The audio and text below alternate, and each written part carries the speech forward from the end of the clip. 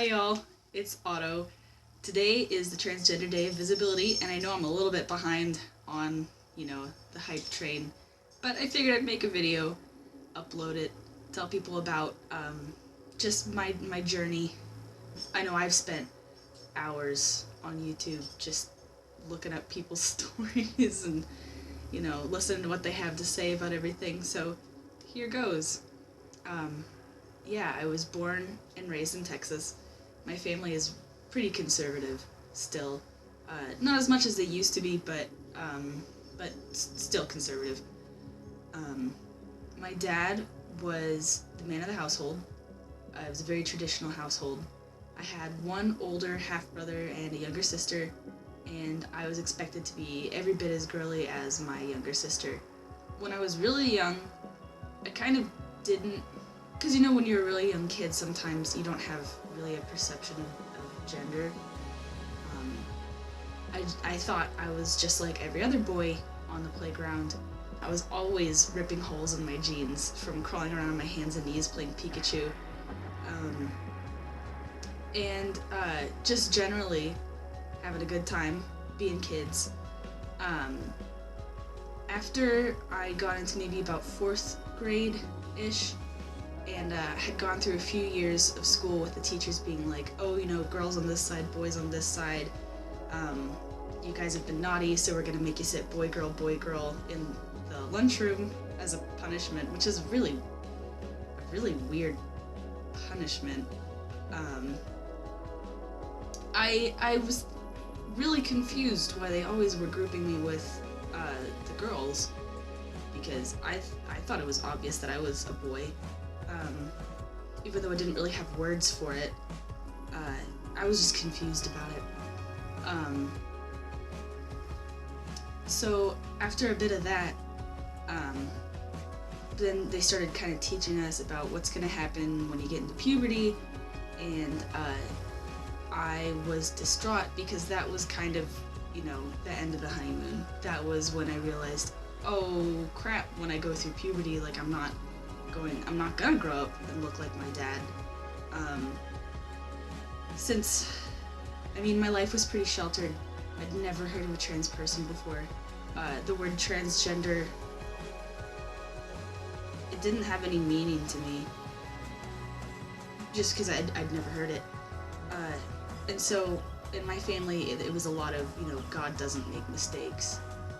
So I started praying just about every night, especially when puberty hit. This is when I got really hard. I started praying that I would wake up and just be a boy, pray that God would make me into a boy, and then after a while, when it became pretty obvious that God wasn't going to turn me into a boy, I figured, oh, maybe he's upset. Okay, well, I'll try something else. So I started praying, hey, God, make me beautiful. I thought I just wasn't comfortable being a woman because I wasn't beautiful. Which, looking back on it, it wasn't nearly as weird looking as I thought. I was really strange looking, but I just looked like a normal kid. Yeah, I thought I was a complete alien. I remember once when I was about probably 8 or 9, I was sitting in my bedroom. I was playing with G.I. Joes. I was really into science fiction. I've always been so into science fiction. I love it. And I was playing with my G.I. Joes, and it hit me that when I grow up, it's gonna be the future, and in the future, doctors could do anything. Like, technology was just, I don't know if I thought Star Trek was a documentary. I don't think I did, but I just kind of assumed that later is the future, and the future is science fiction. So, yeah, so I got really super excited. I decided that in the future, I was gonna find a doctor, and they, in the future, were gonna be able to turn me into a man. I had no idea that the technology already existed in the form of hormones, because, this was just maybe, like, this was the early 2000s, yeah, so it was definitely possible. There've been trans men for forever, even if they weren't out and visible. But yeah, so I got super excited about it. I ran and I told my dad about it, thinking that I had made like some super cool breakthrough, and my dad did not see it that way. I never ever talked to him about it again, because I just didn't want to make him mad at me again. So, you know, I locked it in, I kept it quiet. Going through puberty in middle school, I guess I looked really kind of androgynous. I was trying to fight it. I would wear way too much makeup, like really thick black eyeliner around my eyes, and I had kind of short hair. You know the cut all middle, like kind of shaggy, and it's like, yeah, that one. And I always had those little like sweatbands on my wrists, and but at the same time, I didn't like I was trying to make myself look feminine, but I didn't like my body at the same time, so I wore baggy clothes. Just ended up looking like a emo middle school boy. That's exactly what I looked like. It looked like I was trying to do that, to be honest, and I wasn't. And I would get, you know, people would call me sir at restaurants, and I'd get real upset about it. I was trying to forget about it, you know? I didn't want to think about it. I'm, you know, well, no, I'm a girl, I'm normal, I'm super Christian, I'm straight, like, no. I'm not one of those, like, weirdos. Don't call me sir. High school was pretty, you know, I was still a freaking weirdo. I made maybe like 5 or 6 friends. No, I had more friends than that, maybe like 10. Which is a good amount of friends. And most of them are still my friends today, which is nice.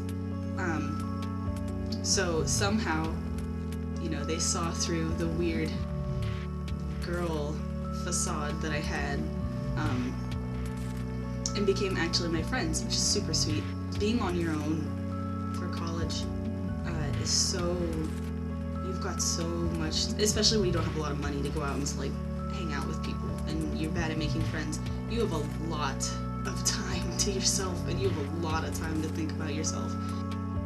I stopped after middle school being so anti-gay, because I was very anti-gay. I was mean about it. And I started making friends who were in the LGBTQ community. So I had a little bit of an idea about trans people by this point. I was forced to kind of step back and look at myself, since I had all this time, and I was very afraid of the idea that I was trans. I didn't want to be trans, but I couldn't deny the fact that I didn't feel female. I've never been female. So I decided that I was gender fluid, and I tried that out for maybe like 6 months to a year, and it still didn't feel right. After a year of trying to be gender fluid, I bought a binder and kind of tried that out, and I liked the way I felt and looked when I presented myself as masculine way more than when I tried to present as female. You know, you can't force yourself to be something you're not. So after a year of that, I became very depressed. I came to terms with myself that I was transgender, as a trans man, but I wasn't going to transition. My life became very dark. I was having anxiety attacks all the time.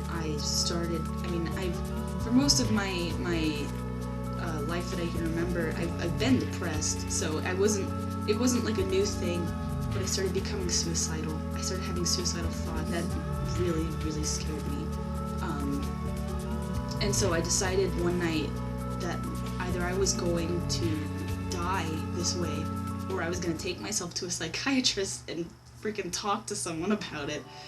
So and the next morning I called, you know, and I dragged myself to their office, and I talked to her and came to the conclusion that I was right. Either I die or I transition. So, I mean, here I am, not dead. 2 days on T on this Trans Day of Visibility. Honestly, I never thought I would make it this far. It still feels like, when I watch videos on YouTube of other trans guys, it feels like there's me, and then they're like a different group, you know? Like It's a weird feeling. And my throat's all sore and I'm super, super sweaty. It's gross, I know. But it's also really exciting. Super into it. That's my story. And I can't wait to see what happens next. I'm already building some muscle on my shoulders. I used to be really frail looking, yeah, and now I've got like muscle definition, like you can tell.